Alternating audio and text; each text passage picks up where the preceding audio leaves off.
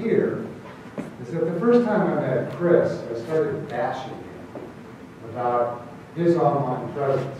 He didn't have a website, and he wasn't blogging. And I encouraged him to get online and begin to build his digital presence, his digital persona, his digital identity. And that's why I'm here this morning, to inspire you to do the same thing. Start creating your online identities now. To start shaping the vision of who other people might perceive you as. Now, let's face it, the first thing that we do today, all of us, when we meet someone new is we Google it. And I assure you, when you go out into this world and start applying for jobs, that's the first thing that prospective employers are going to do too, is they're going to Google it. Now you have the opportunity to create your own digital identity. The peril is if you don't, others will create it for you. Google processes 40,000 search queries every second. That's 3.5 billion search queries every day.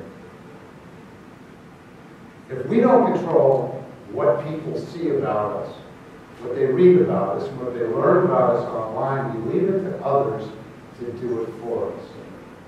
You're going to be indexed one way or another. So I'm here today to convey to you the idea that you must begin to develop your digital identities now. I urge you, the first, if you don't have your name registered as a URL, go do it immediately. Get a website going, get a blog going. Start presenting yourself to the world. It's an extraordinary world we live in today. There's no longer any gatekeepers, no one standing between you and the ability to broadcast or present yourselves to the entire world. YouTube, Facebook, Twitter, Instagram, whatever the social networks you use are all freely available to you, and people are using them to learn about you. Anyone ever heard of Nasty Gal? Nasty Gal got 1.5 million fans on Instagram. Companies are actually using the internet now and social media to have conversations with customers and you with them. The President of the United States has did Ask Me Anything on Reddit. It's crazy what's available to us today. It's a miracle and it's a gift. It's a dream come true. So whoever you are, whatever you do, you can become a thought leader in your own space. And that's what you need to do. It's a very competitive world out there, and you're all going to be competing with lots of people for jobs, for customers, for attention. If you don't get the attention, someone else is. If you don't make the effort, it's because you haven't made it and they have. So I'll tell you a little bit of the story of how I got here. I began my career in fashion in earnest in 1971 when I was sent over to South Korea to try and solve a manufacturing problem. I never did get that problem solved, but I've been there about a week and I really fell in love with the place and the people. And I wanted to find a way to keep me there.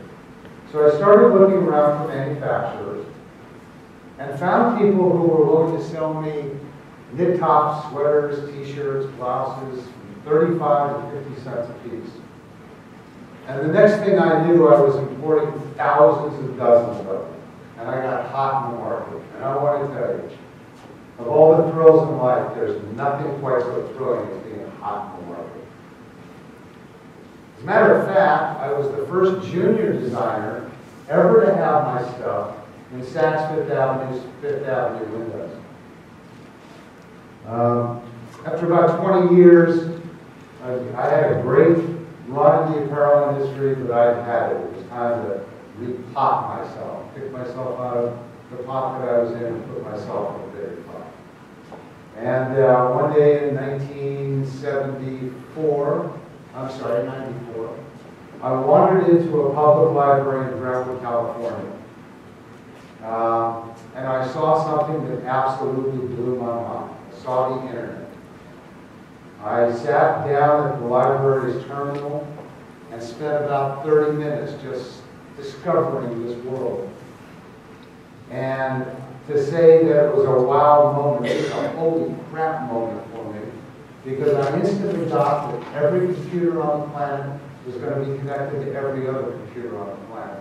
And that we had ways to engage with people that were a dream come true. So I started evangelizing. I started talking to my peers about what the internet was going to mean. And frankly, they thought I was crazy. Most of them thought it was a fad. It was going to pass and be like the Citizens Band radio of the 90s, is what they told me. But I was convinced that this was a transition from an industrialized economy into an information-based economy. And I started to pursue digital marketing and pursue what I did. Shortly thereafter, I moved to New York, and my problems really only got worse. New York is a very mercantile, dollars and cents oriented place. And you can be perceived as being a little nutty in California, and no one really ever notices. But New York's different. And I was telling the story of the internet and what I was calling by then the networked economy. And people here thought I was crazy too. I had a client who was at the time probably the largest seller of CDs and electronics equipment in New York. And one day I told the client that they were going to need to compete with Amazon and give some free shipping. They thought I was nuts. They told me Amazon will never last. They can't possibly discount the way they're discounting, give free shipping, and stay in business. The next thing I told this client was that they were going to have to start to consider digital downloads of music and how it might impact the CD business. Well, this person was absolutely convinced that CDs would never be replaced by anything. It was the greatest musical delivery device ever created. As a matter of fact, just yesterday, I read that digital downloads of music have exceeded the sale of CDs in dollar volume for the very first time. So CD business is going this way, and digital downloads is going that way. About the same time, I had a meeting scheduled with an investment banker. And the night before that meeting, I was listening to the radio, and I heard Andrew Grove, who was the chairman of Intel at the time, being interviewed. Grove made the remark that by this time next year, there's going to be more email sent than mail through the U.S. Postal System. So the next morning when I got to this meeting, and I met this venture capitalist, I repeated what I heard. I repeated what Andy Grove had said. This guy looked at me like I had just fallen out of the sky, like I was an alien. He told me he thought I was delusional. He laughed in my face and ended the meeting. Well, the following year, there was more email sent than mail through the U.S. Postal System. Now, I mention all this to you because it's important for you to have some perspective on what's happening in technology today. I was known as a digital immigrant. I had to learn all this stuff. You, on the other hand, for the most part, are digital natives. You grew up with this machine. You grew up with one in your bedroom. You've never spent a day on the planet when the internet wasn't available to you. But you need to know that the web has only been in existence for 21 years. And since it was launched onto the planet, it has changed industries from music to print communications to film to everything. But nothing has been changed quite so much as marketing.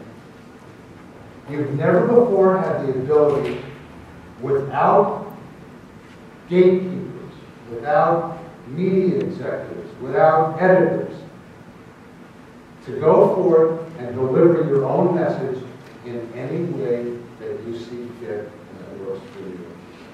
This is a wonderful, wonderful ability for you, especially now when you're beginning your careers, starting to leave school, to start to build that digital identity so that when people search for what you have to think about and what you have to share, that they find you first. You know, every time Google updates its algorithm,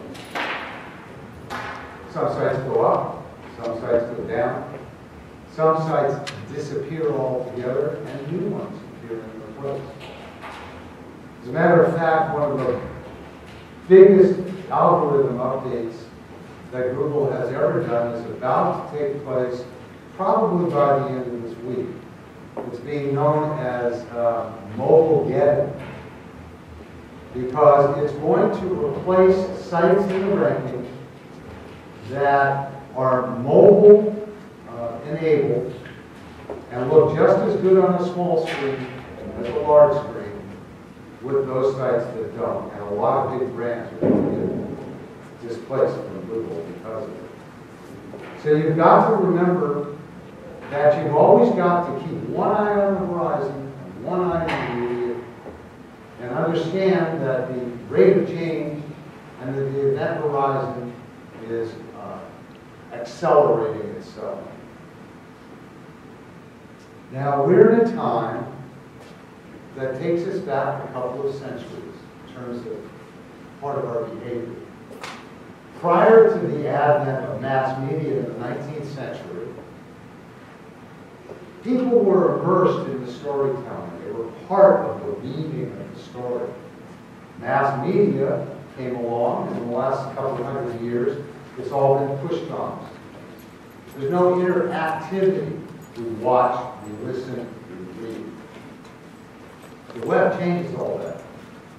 And that changes the role of the storyteller, and you each must become storytellers. You must start to tell your story, engage with others, listen to their stories, and start to create a collaboration. Digital media makes this all possible to you today. Have you heard of the Red Dress Boutique? The Red Dress Boutique was started in Athens, Georgia by Diana Harbour and her husband Josh. They started with one store.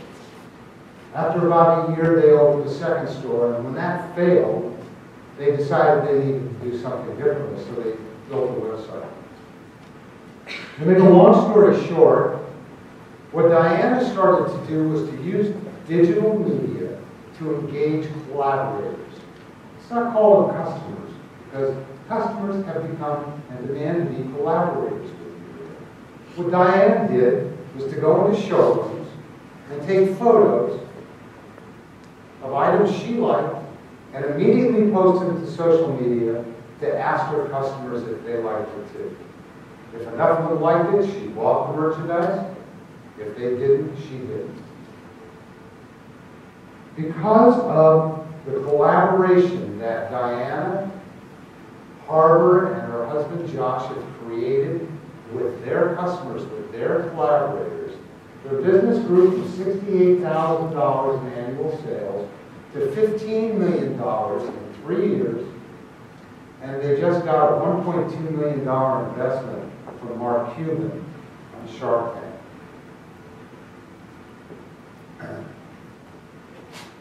Michelle Phan. I know many of you have heard of Michelle. Michelle is a YouTube star. Michelle dropped out of college and couldn't get a job. She couldn't get hired in the cosmetics industry because she had no retail selling experience. So Michelle decided that she would take matters into her own hands and established a YouTube account. Today, Michelle has posted over 300 videos and has 1 billion views. She's become a thought leader in the industry and has a business that's valued at over $100 million today. Michelle's 26 years old. And just received, by the way, an honorary PhD from the college she walked out of.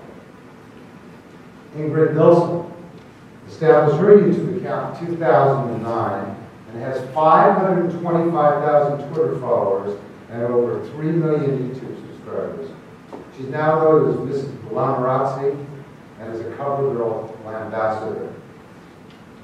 Now, I'm often asked, how do things go viral? And I honestly tell people, I don't know. And I don't think anyone knows how to make something go viral. But it's what happens when you capture people's imaginations. And you capture it in a way that draws them into your story and makes them want to share it with others. Tolkien wrote that fantasy is a natural human activity. So your job then is to keep the fantasy alive. Joseph New, the button maker. This guy's got nearly 4 million Pinterest followers and is a leader in men's fashion. He's an influencer. Ryan Boyce, another fashion blogger with 525,000 Instagram followers. And he's turning his Instagram followers, using them as a base to create a media company. You can't buy this kind of media exposure. You can only earn it. Bethany Moda. Bethany's 20 years old, and she has over 8 million YouTube subscribers. Anyone of you can do this too. Anyone. We live in a collaborative world now. A world in which we're able to reach out to multitudes. If we're inspiring enough, if we're creative enough, if we are consistent enough, and we want to build it enough, people will find you on the internet. If they're not finding you, or you them, then they're finding others. We have the ability to inspire people globally. Our ideas can spread at the speed of light.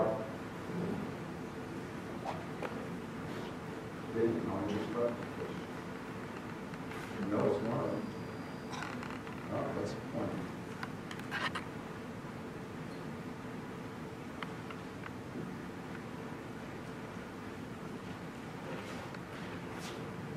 We live in, like these are starlings on the English coast.